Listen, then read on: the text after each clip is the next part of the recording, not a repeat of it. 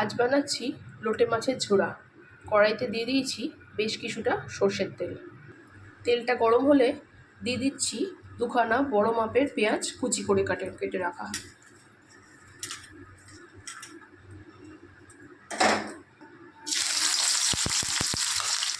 দিয়ে দিচ্ছি পরিমাণ মতন নুন।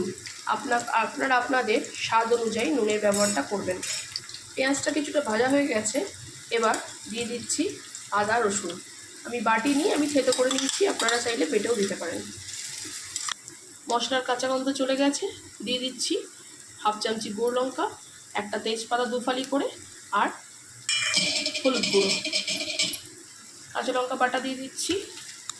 মশলা ভাজা হয়ে গেছে, মাছটা আমি লোটে মাছটা এর মধ্যে আমি দিয়ে দিচ্ছি 1 চামচ গরম মশলার গুঁড়ো। লোটে ঝুড়ি রেডি, ট্রাই করার অনুরোধ রইল।